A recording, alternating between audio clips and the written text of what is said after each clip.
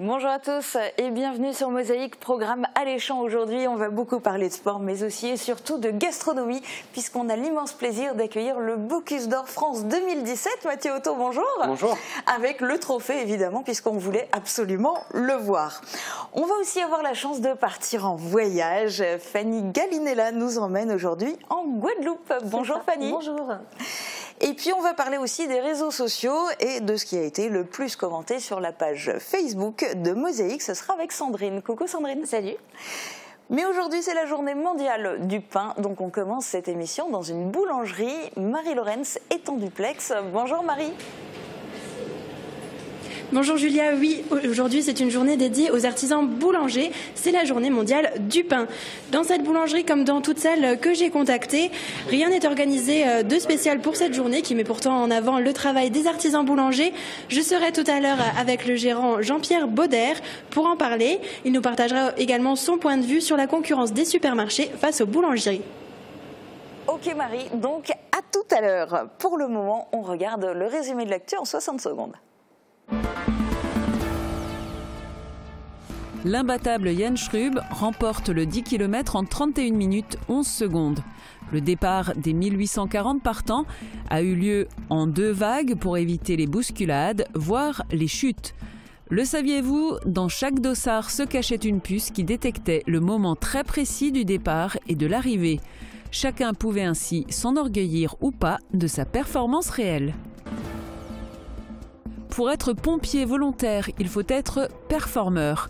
Avant de revêtir l'uniforme, il faut passer par des tests sportifs de recrutement. Il y en a 4 au total. Ils mesurent l'appréhension du vide, la résistance à la claustrophobie, la capacité de traction et l'endurance à la course. Marché paysan automnal gagnant sous un soleil estival, producteurs et visiteurs ont investi en nombre l'esplanade du casino des Faïenceries, preuve que les produits du terroir ont de plus en plus leur place dans nos assiettes. 350 jeunes athlètes rivalisent au stade de Coubertin. Ils sont venus de tout le Grand Est pour participer à la finale régionale du Challenge Équipe Athlée. Chaque équipe était composée de 6 athlètes et devait réaliser 3 épreuves. Enchaînement de sauts, de lancers et de courses sous un soleil radieux. Le SFC renoue avec la victoire contre Troyes. Le déclic a eu lieu assurément. Après un début de saison inquiétant, les joueurs ont montré une volonté et un esprit collectif et de compétition qu'on croyait perdus. Est-ce là l'effet de la Coupe de France? Et pourquoi pas? En tout cas, le prochain match contre Bissheim nous le confirmera. Et les nouvelles sont très bonnes aussi côté météo. L'été indien continue, Sandrine. Oui, alors si on n'a pas eu le temps d'en profiter ce week-end, on a encore quelques jours de répit. Super. Bon, voici les prévisions pour demain. Avec le Crédit Mutuel, partenaire des grands événements sportifs.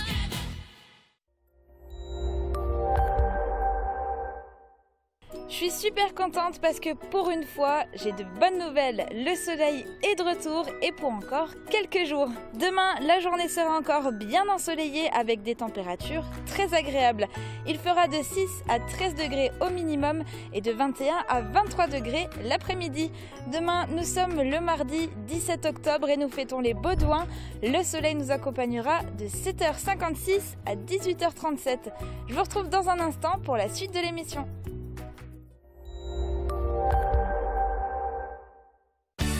Au club Bouygues de Sarreguemines, Forbach et Saint-Avold, vous profitez du plus grand réseau 4G de France, de la puissance de la fibre et d'un large choix de téléphones portables. Traverser la frontière pour trouver un emploi et pourquoi pas. L'Allemagne est régulièrement citée en exemple avec un taux de chômage bas. Et en Moselle-Est, de nombreux demandeurs d'emploi font le choix de se tourner vers des entreprises allemandes.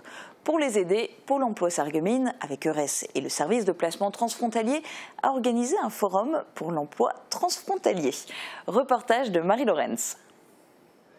La France et l'Allemagne ont 2 cultures du travail différentes. En Allemagne, on compte 2,5 millions de demandeurs d'emploi, des chiffres qui font rêver en France où on dénombrait fin août plus de 5 millions de demandeurs d'emploi dans les catégories A, B et C. Un bilan qui pousse de plus en plus les frontaliers à se tourner vers le marché du travail allemand. Dans tous les pôles emploi, vous pouvez rencontrer un conseiller et demander un rendez-vous avec un conseiller EURES pour vous renseigner ou être accompagné vers le marché allemand si vous souhaitez travailler et si votre profil est prometteur par rapport à une entreprise en Allemagne. Oui. À l'agence Pôle emploi de Sarreguemines, il y a actuellement 5000 demandeurs d'emploi en catégorie A. Lors du forum pour l'emploi transfrontalier organisé à l'hôtel de ville de Sarreguemines, 700 demandeurs d'emploi de Moselle-Est ont été conviés. Ils ont pu rencontrer des entreprises venues d'Allemagne, mais aussi des agences d'intérim pour partager leur CV et obtenir, pourquoi pas, un premier entretien. Déjà de par la situation géographique ici à la frontière, bien évidemment, il y a des opportunités. Après, vous avez une situation économique en Allemagne qui fait que, effectivement, il y a toujours en fait des opportunités d'emploi. On a régulièrement des offres d'emploi en Allemagne. Pourquoi ne pas les proposer aux demandeurs d'emploi français? Une quinzaine d'entreprises étaient présentes vendredi lors du forum transfrontalier, essentiellement dans les domaines du commerce, de la grande distribution ou du service à la personne. Certains domaines, comme le bâtiment, ne demandent pas un important niveau de connaissance de la langue allemande. Déjà, ça leur apporte en fait des collaborateurs qui sont opérationnels, donc ils ont besoin de main-d'œuvre. C'est des candidats qu'on propose, donc l'intérêt pour les entreprises, c'est de rencontrer des candidats, de recruter. Une centaine d'offres d'emploi étaient à la clé. Des possibilités de carrière de l'autre côté de la frontière que les demandeurs d'emploi n'ont pas hésité à saisir. Mathieu Otto, est-ce que vous avez déjà cuisiné en Allemagne dans un restaurant allemand? Non, j'ai pas eu cette chance. Est-ce que c'est éventuellement quelque chose à envisager pour l'avenir? C'est un peu compliqué parce que dans la restauration, on communique quand même beaucoup. Donc là, la barrière de la langue, pour moi, est compliquée. Malheureusement. Bon, ceci dit, on va parler plus longuement de votre carrière et de votre avenir tout à l'heure. Mais on retrouve d'abord Marie au pavé sarregueminois. Marie, tu es aux côtés de Jean-Pierre Bauder.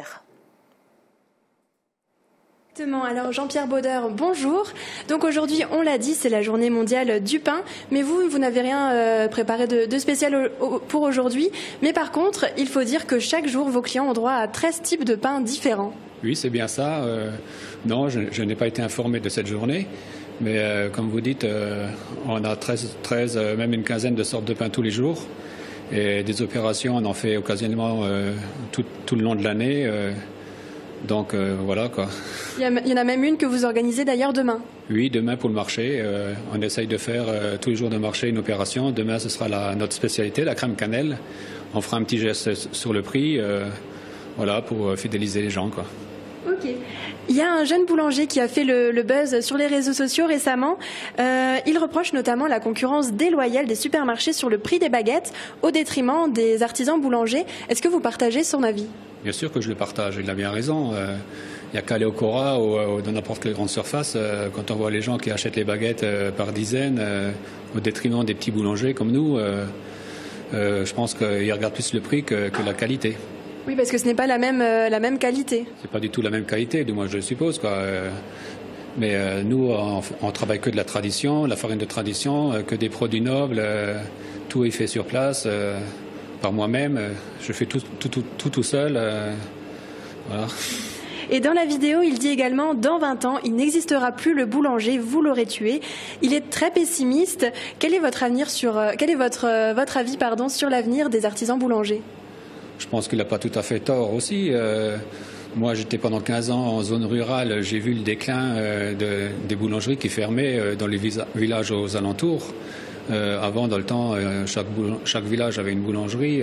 Maintenant, c'est fini. Puis maintenant, ça arrive en ville avec la création de toutes ces zones que tout est regroupé au détriment des petits commerces du centre-ville. Je vous remercie, Jean-Pierre Bauder. En tout cas, on espère qu'on pourra toujours profiter des bonnes baguettes de nos artisans. On l'espère. Merci Marie. Je me tourne vers vous Mathieu Otto, forcément parce que le secteur de la boulangerie et plus particulièrement de la pâtisserie, ça a forcément une résonance pour vous, c'est un peu une histoire de famille. Voilà, c'est vrai que mon frère vient de démarrer, ça fait déjà 3 ans, au Simon-Lazare à Sarreguemines, un BP pâtissier. Donc après le grand chef en restaurant, on va avoir un grand chef en pâtisserie. C'est tout le mal que je lui souhaite. Ok, bon, je vous donnerai la parole plus longuement tout à l'heure pour nous parler plus spécifiquement de ce fameux Bocuse d'Or. Mais on va d'abord regarder le résumé du week-end en images, des spectacles, des expositions et de l'athlétisme. Ce week-end, des dizaines de manifestations ont rythmé le secteur. Si vous n'avez pas pu participer à tous les événements, on vous propose tout de suite de les revivre en images.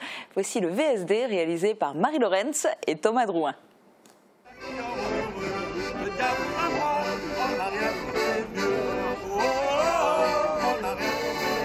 Un grand soleil et de bonnes choses à manger, forcément ça attire du monde. Le marché paysan organisé par la MEM et le SMAS, c'était dimanche à Sarreguemines. Des dizaines de producteurs ont proposé leurs produits à la vente, mais ont aussi préparé des repas pour le public. Tartines de chèvre chaude, saucisses, miel, confiture de mirabelle, il y en avait des bonnes choses à goûter. Des éleveurs sont également venus accompagnés de leurs animaux pour les faire découvrir aux familles.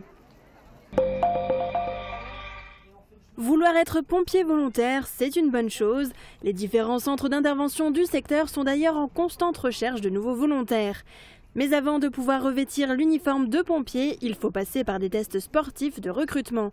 C'est ce type d'essai qui s'est déroulé vendredi et samedi à Sarreguemines. Au programme, 4 tests.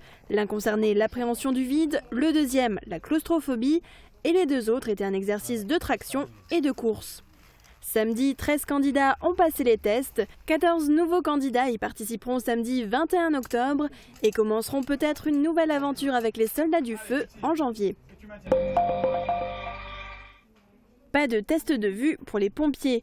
À l'institution Sainte-Chrétienne, le Lions Club organisait dans la salle Arpège une journée de tests de vue et d'audition. C'est la 5e fois que le club service met en place ce type de journée à Sarreguemines et cette année encore, le succès était au rendez-vous. Les participants étaient en majorité des personnes âgées qui peuvent subir une baisse significative de la vue ou de l'audition. Les opticiens et prothésistes ne faisaient toutefois qu'un dépistage. En cas de problème détecté, les personnes sont invitées à prendre rendez-vous avec un médecin. Pour les jeunes athlètes, ce n'était pas un test, mais une compétition.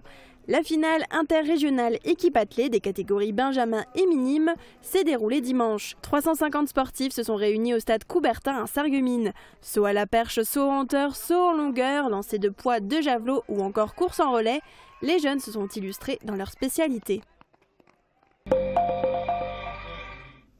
La défense du régime local d'Alsace-Moselle était au cœur des débats de la réunion du comité de défense des travailleurs frontaliers de la Moselle. Ses membres se sont réunis à Frauenberg pour comprendre comment serait impactée et peut-être menacée la sécurité sociale et le régime local d'Alsace-Moselle par les ordonnances décidées par le gouvernement et le président de la République. L'association revendique le maintien du régime local comme régime obligatoire en Alsace-Moselle et de la cotisation salariale, mais craint que ce système soit remplacé par des assurances privées. Un débat qui pourrait intéresser les nouveaux Français. Il y a à Sarreguemines 3 cérémonies de ce type par an, c'est dire si la mécanique est désormais bien huilée. La cérémonie d'accueil dont la nationalité française porte bien son nom, elle permet de remettre les décrets de naturalisation, tout en présentant aux néo-français leur nouvelle patrie, leurs nouveaux droits et leurs nouveaux devoirs. Il n'y a pas que les grandes communes qui attirent de nouveaux habitants. Saint-Jean-Rohrbach compte 22 foyers supplémentaires depuis octobre 2016. Les habitants ont été accueillis officiellement ce week-end par la municipalité. Les 7 nouveau-nés de l'année ont également été présentés. Cette réception était aussi l'occasion de récompenser les 30 habitants qui se sont inscrits au concours de Maison Fleurie. Chaque année, les participants redoublent de créativité pour mettre en valeur leur habitation. À Roulin, il était difficile de distinguer les maisons fleuries vendredi et samedi soir. L'éclairage public de la commune était éteint à l'occasion des balades nocturnes organisées par la Casque. Chacun des 2 soirs, 95 participants ont pris part à l'opération nationale le jour de la nuit. Avec cette promenade, la communauté d'agglomération veut sensibiliser les marcheurs aux enjeux de la pollution lumineuse. Une nuit noire permet notamment de préserver l'écosystème. La balade était ponctuée par des contes, un échange avec les randonneurs célestes et une pause musicale avec l'accordéoniste Pierre Zimmer.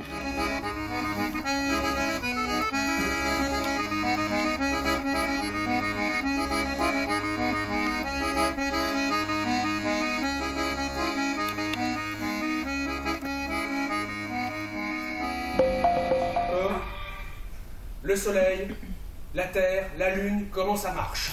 Mystère! L'histoire de la Lune, racontée aux enfants par un scientifique lunatique et une raconteuse d'histoire lunaire.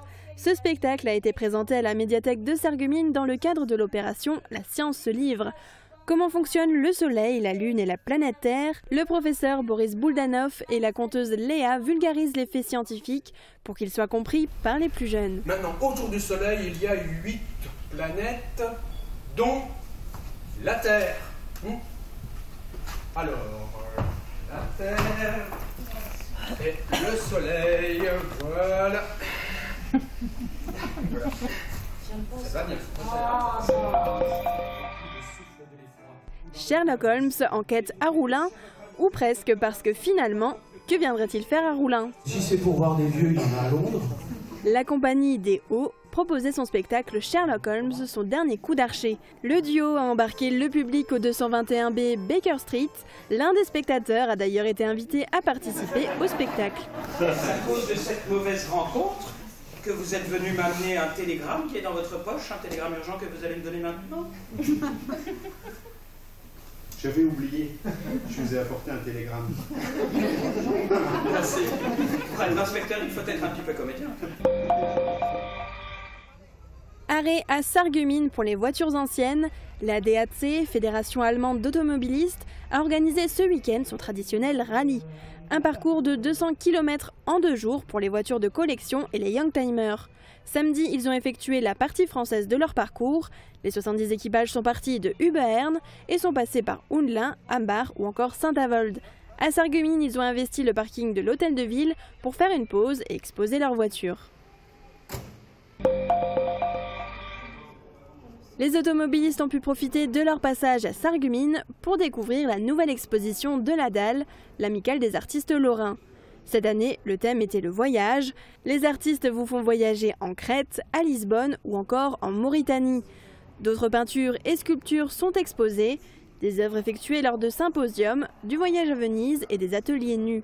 L'exposition est visible jusqu'au 20 octobre, de 14h à 18h, dans le hall d'honneur de l'hôtel de ville. À Visvillers, la municipalité a organisé sa 29e exposition de peinture et sculpture. 30 artistes de toute la région ont exposé leurs œuvres ce week-end à la salle polyvalente. Comme chaque année, un jury composé d'artistes a décerné des prix selon différentes catégories, aquarelle, peinture à huile ou la sculpture. Les élèves de l'école de Visvillers et Wölflin ont également participé à l'exposition avec une dizaine d'œuvres. Hommage à Molière samedi soir au Casino des Faïenceries. L'association de théâtre aux arts, etc. a fêté ses 10 ans en interprétant 2 pièces du dramaturge. Les comédiennes ont d'abord interprété Georges Dandin, une pièce peu connue et sombre qui raconte l'histoire de Dandin, riche paysan trompé par sa femme Angélique. Encore ? Ne raillons pas davantage. Je n'ignore pas qu'à cause de votre noblesse, vous me tenez fort au-dessous de vous.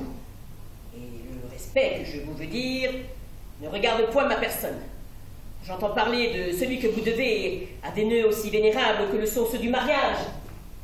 Il ne faut point hausser les épaules, je ne dis point de sottises. La seconde partie était consacrée à une œuvre plus joyeuse, Les Précieuses Ridicules. Soirée orientale à Sarreguemines avec le centre socioculturel. C'est dans le cadre du festival du film arabe de Famec que la salle a pris des couleurs et des airs d'Orient. Buffet oriental participatif, musique et danse tout aussi orientale. À l'entrée de la salle, on pouvait découvrir l'exposition « Vous parlez arabe sans le savoir », revenant sur ces mots français venus de la langue arabe comme tulipe, alcool ou encore guitare.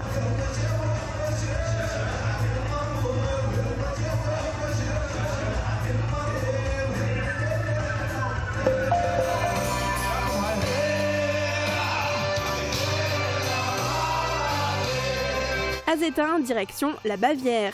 Les amis du restaurant Le Chalet de Zétain ont organisé la première Oktoberfest ce week-end. Un grand buffet tyrolien était proposé et pour l'ambiance, le public a pu profiter de l'orchestre dit Alpensturm.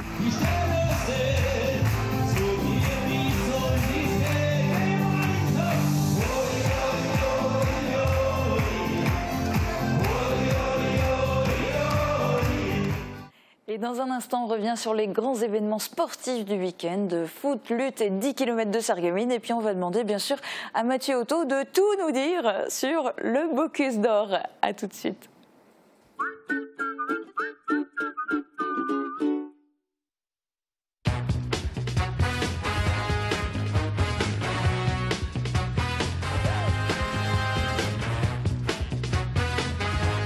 Vente, réparation, dépannage, lavage station-service.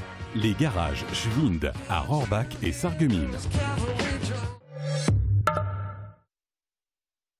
Pour des produits produits bio et sains au quotidien, La Vie Claire propose une grande variété de pains bio, des compléments alimentaires pour renforcer votre système immunitaire et développer votre vitalité. Prenez soin de votre corps avec toute une gamme cosmétique à base d'ingrédients naturels. Bio Santé Crépy, La Vie Claire, au 5 rue des Ormes, à Sarreguemines. La Vie Claire. Depuis qu'il est appareillé, il dit que je parle trop fort. Vaut mieux entendre ça que d'être sourd. Oui, et dis-moi, Isabelle... Plus rien ne vous échappe avec la passion de l'audition.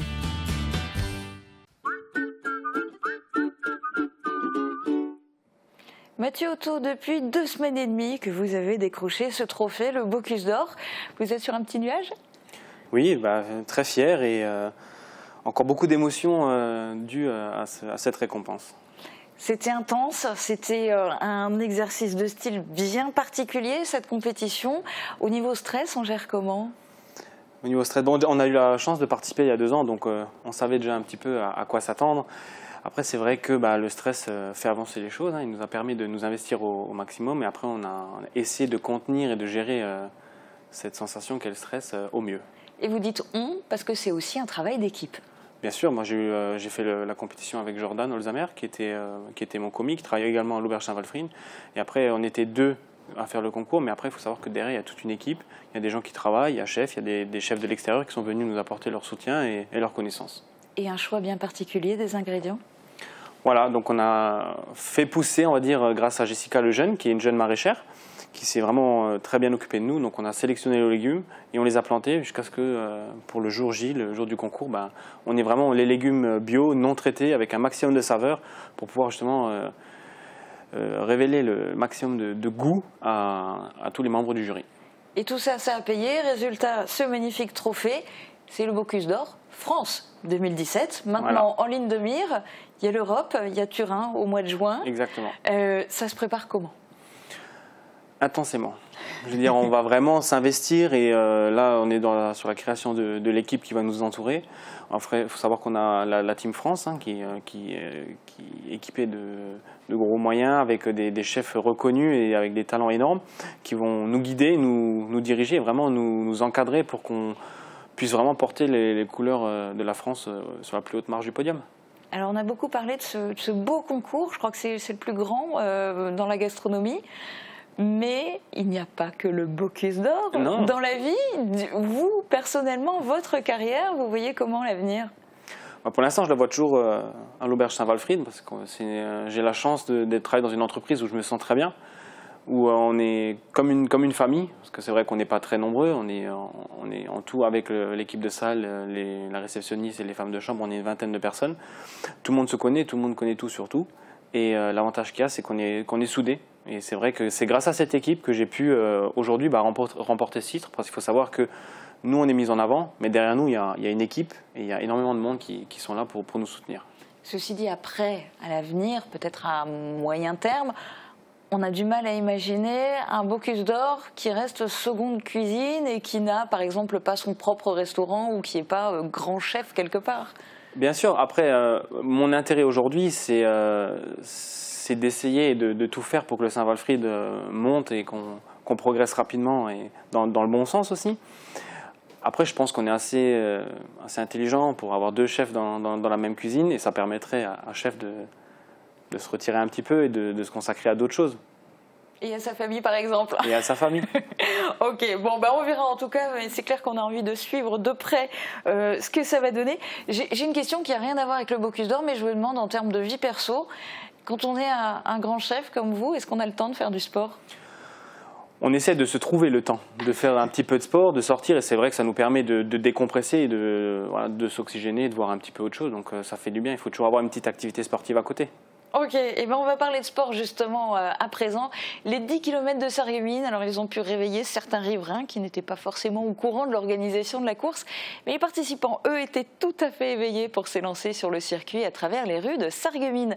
Cette année, nous sommes intéressés à un coureur effectuant ses premiers 10 km officiels, et cela commence naturellement à la maison. Reportage de Marie Laurence et Thomas Drouin. Kevin est en forme et plein d'énergie. Aujourd'hui, il va courir ses premiers 10 km de Sarreguemines officiels, une course qu'il a minutieusement préparée sans pour autant se prendre la tête. Je reviens d'une petite blessure où j'ai eu un accident à la cheville l'année dernière et j'ai pu remarcher seulement il y a quelques mois vraiment bien ou sans vraiment des douleurs, et là j'ai repris la course il y a quelques mois et progressivement, donc pas sur un rythme de champion mais 1 ou 2 entraînements par semaine quand je m'y tenais, parce qu'avec la motivation et puis le rythme de travail c'est pas toujours évident, et puis le but c'est aussi de la course, aussi se mettre une rigueur et se mettre un petit défi dans la tête, quoi. Son objectif côté temps, c'est 50 minutes. Un objectif raisonnable quand on sait que les meilleurs mettent un peu plus d'une demi-heure pour parcourir les 10 km. Mais Kevin est serein, il sait que sa performance restera dans la moyenne. Sur les 1840 participants, beaucoup sont là comme lui pour le plaisir. Sur la ligne de départ, on retrouve des personnalités locales, mais aussi des collègues d'entreprises du secteur venus relever un défi ensemble. Bref, une ambiance qui plaît particulièrement à Kevin. La course va démarrer dans 10 minutes, comment tu te sens ? Un peu stressé puisque j'ai envie de faire un gros score. Non, je déconne, aucune appréhension. Le but n'est pas justement de faire des records, mais vraiment de s'amuser. On peut voir justement, l'esprit est quand même bon enfant ici. On a pu voir des gens déguisés, les gens sont dans la bonne humeur. Alors naturellement, au départ, Kevin n'est pas parmi les premiers à s'élancer. Dans la masse des coureurs, il arrive même à échapper à la caméra de mosaïque. C'est à 50 minutes 34 qu'on le retrouve, à la 815e place. Alors cette course, facile? Sur la longueur, après, dès qu'on arrive à la moitié, ça commence à devenir difficile. Puis après le ravitaillement, je savais les temps faibles, donc j'ai pu gérer mon temps faible pour ensuite réaccélérer à la fin. Donc avec l'effet de foule et l'enthousiasme, c'était plus facile, mais maintenant la récupération va être belle. Il lui reste maintenant 1 an pour préparer les prochains 10 km de Sarreguemines avec un nouvel objectif, passer sous les 45 minutes. Sport toujours avec le premier match du championnat de France de première division de lutte. C'était samedi soir au gymnase de la Montagne Supérieure. Un derby mosellan qui opposait Sarreguemines en rouge à Mézières-les-Messes en bleu. Et une défaite méritée mais qui fait très mal aux Sarregueminois. Reportage. C'est le début du championnat et ça commence mal pour les lutteurs sarregueminois. Avec Yannick Sepagnac qui a arrêté sa carrière et n'est plus qu'entraîneur, et avec 2 absents pour cause de blessures, un pour toute la saison, un pour encore au moins 2 matchs. Ça n'explique pas tout, loin de là, mais ça n'a pas aidé. Sarreguemines a perdu sa première rencontre, 7-5, face à Mézières-les-Messes. Qu'est-ce qui s'est passé? C'est qu'on est tombé sur une équipe qui était motivée, qui voulait absolument gagner. Ça fait déjà plus de 15 ans qu'ils sont derrière nous. Voilà, il fallait bien que ça arrive un jour. Donc à nous de pas laisser tomber et de rebondir justement pour essayer d'aller au maximum. Mézières-les-Messes comptait dans ses rangs 2 anciens sarregueminois. Son entraîneur lutteur, Fétier Edou, champion de France en titre, et Yacine Ozaï, multiple médaillé cadet et junior aux championnats de France, d'Europe et du monde. Battus à plate couture 5-1 à la pause, les lutteurs sarregueminois réussissent une remontée spectaculaire en deuxième mi-temps. Mais la défaite de Nabil Iklef ôte tout espoir de victoire inattendue. Restait la possibilité d'un match nul jusqu'au bout, jusqu'à ce que Saïd Taef s'incline dans le dernier match en lutte libre 130 kg.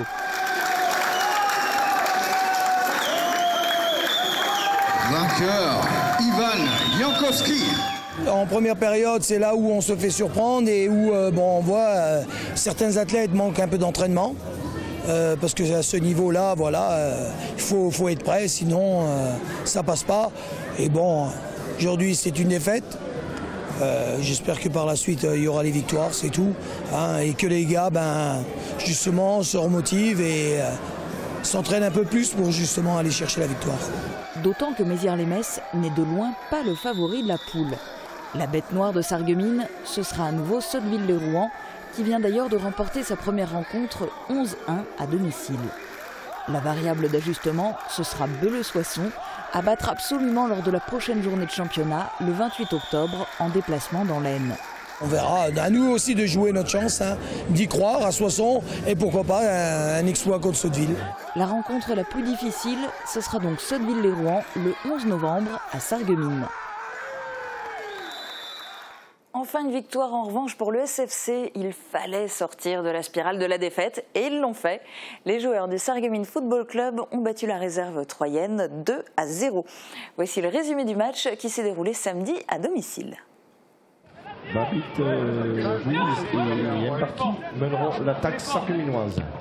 Belle triplette offensive. Belle triplette offensive avec Corner, le premier poteau et le premier but. L'ouverture du score par ce numéro 9, ce diable de Texera. Corner de Ruiz. Et regardez, il y a au premier poteau. Il y a un beau geste technique hein, quand même. Enfin, récupération Mbarki qui est passé, Mbarki qui va se mettre sur son bon pied, non, pied gauche, tente de contrer. Il n'a pas été collectif ce coup-là.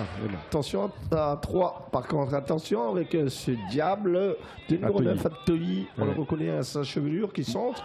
Au premier poteau. Oh là là, quel arrêt de Kappa. Il y a 2 contre 2, pourquoi pas là. Il y a un appel de Mbarki au premier poteau. Il y a là-bas Babit au second poteau, on l'a vu. Babit qui va contrôler, amorti de poitrine, centre du gauche.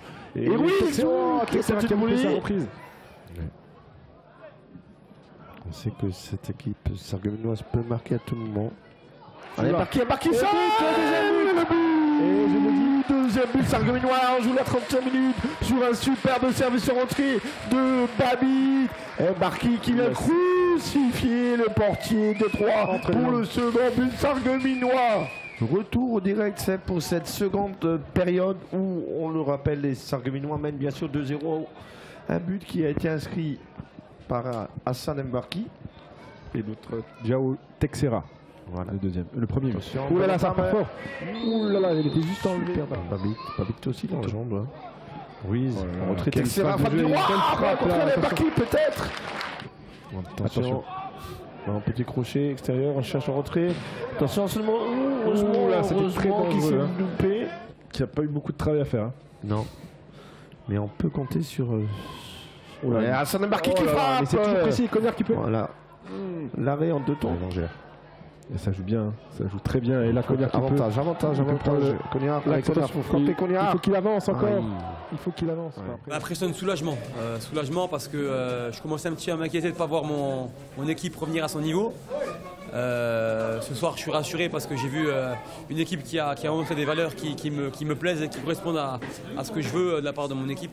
Je suis content parce que les garçons ont été récompensés ce soir de leurs prestations. Et donc voilà, c'est un soulagement pour les garçons et en espérant que cette victoire en appelle d'autres. Et au classement, le Sarreguemines Football Club remonte à la 11e place avec 7 points.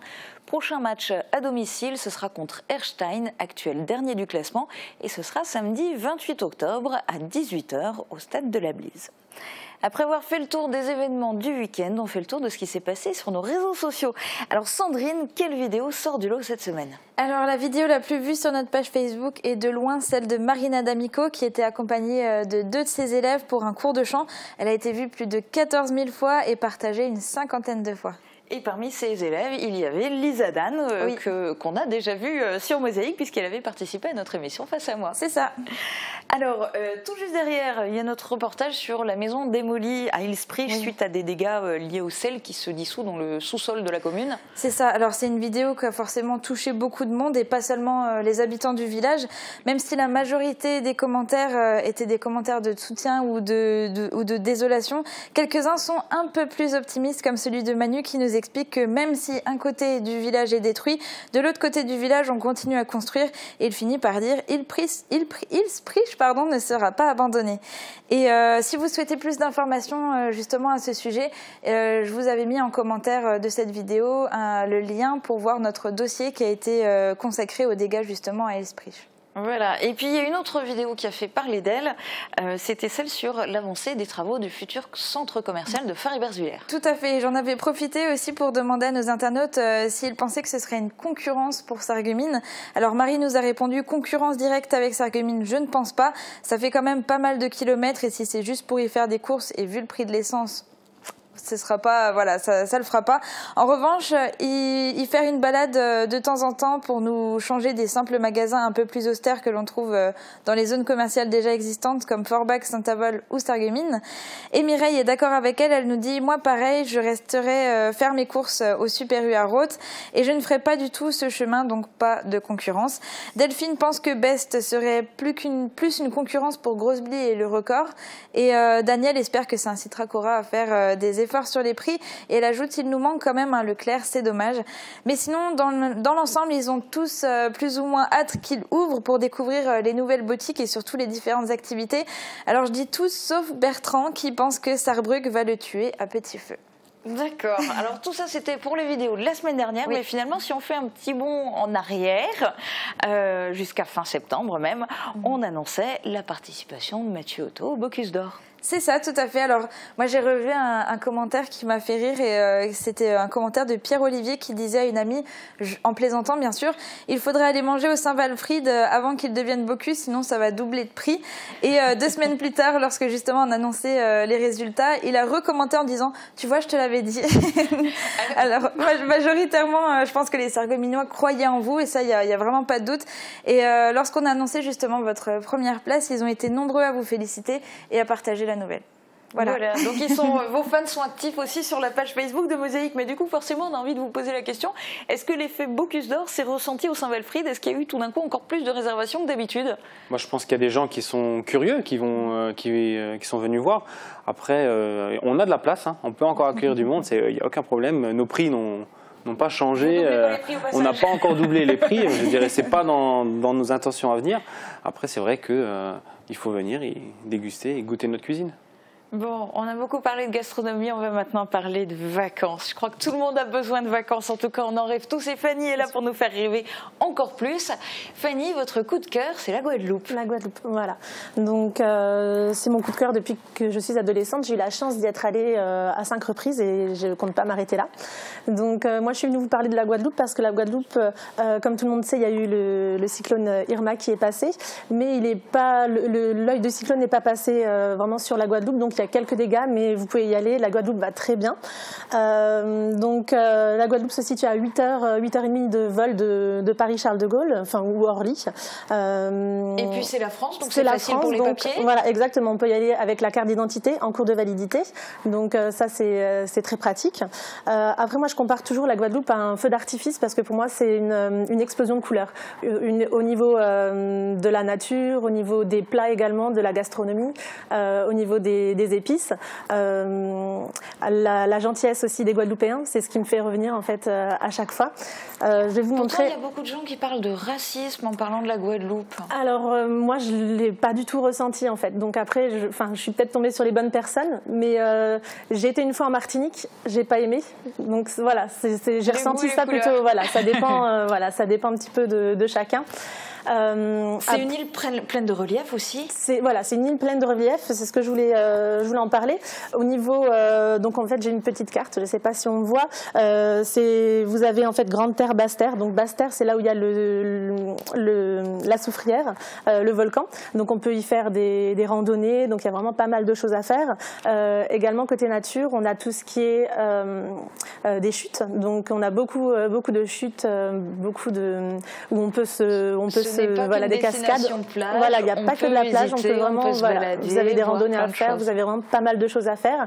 Et il y a également les Saintes. Donc c'est un archipel de la Guadeloupe, parce qu'on dit la Guadeloupe, mais c'est la Guadeloupe et ses îles. Il y a la Désirade, il y a Marie-Galante et il y a les Saintes. Pour moi, les Saintes, c'est le paradis sur terre. Enfin, en tout cas, c'est le mien. Et donc vous êtes à 15-20 minutes en bateau de Basse-Terre qui se situe de Trois-Rivières, pardon, qui se situe ici. Et là, c'est vraiment, c'est le paradis sur terre. La baie a été classée au patrimoine mondial de l'UNESCO. Elle a été classée 3e plus belle baie au monde.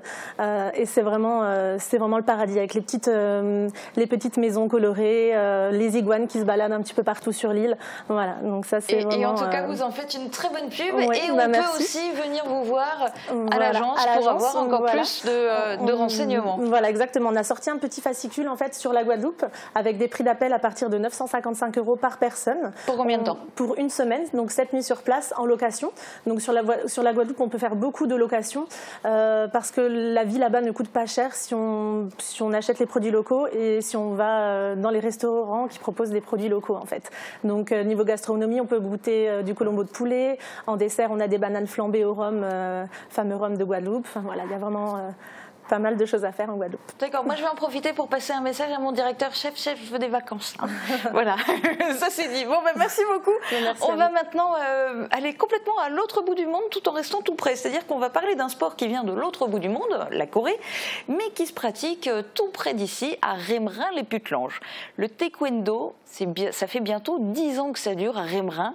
Jean Birkel a assisté à une séance d'entraînement au foyer socio-éducatif de la commune Tous les mardis de 17h15 à 20h, enfants, ados et adultes s'entraînent avec Robert Fro. Regardez.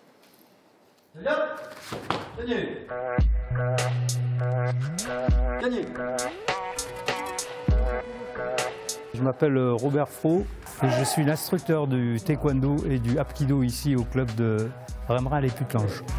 7, net, on va chercher devant le plus loin possible. Palo, on pose dessus, on presse sur le genou. Balchagi Chumi.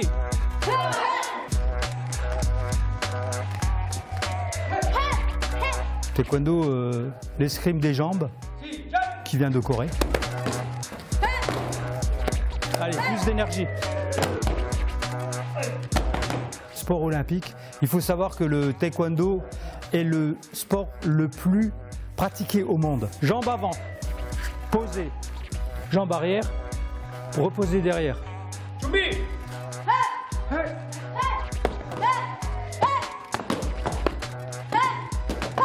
Le taekwondo, c'est très bon pour la santé. D'accord, on peut en faire à tout âge. Je suis déjà un papy, moi, déjà 4 fois, mais voilà, j'aime bien pratiquer ça. Parce qu'il y a beaucoup de choses dans le taekwondo. Il y a la partie technique, il y a la partie art martial, il y a la partie combat et la partie self-défense. Donc il y a tout un panel. On peut même faire de l'arbitrage, etc. Il y a beaucoup de choses à faire dans le taekwondo. Allez, attaque, pam! Palo, chaud. Si, Jack.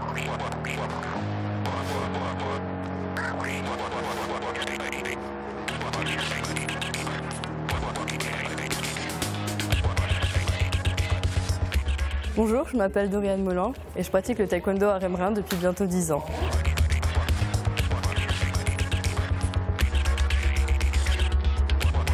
J'avais 7 ans quand le club a ouvert ses portes à Remerin. C'était un peu le club sportif du village pour les jeunes. J'aime le fait de se dépenser, d'apprendre sans cesse des choses et on a aussi le contact avec les autres. La ceinture noire, c'est une étape comme les autres, mais c'est une étape importante, on va dire, parce qu'au-delà, on sait que c'est plus qu'une activité sportive. Les ambitions du club, c'est surtout de pratiquer, d'accord? Il y a des gens qui viennent pour se faire plaisir. On reste surtout dans la tradition, le taekwondo traditionnel. On a des gamins qui viennent de commencer, et puis il y a les ados et les adultes. C'est surtout pour se défouler, pour pratiquer quelque chose qui est intéressant, quoi.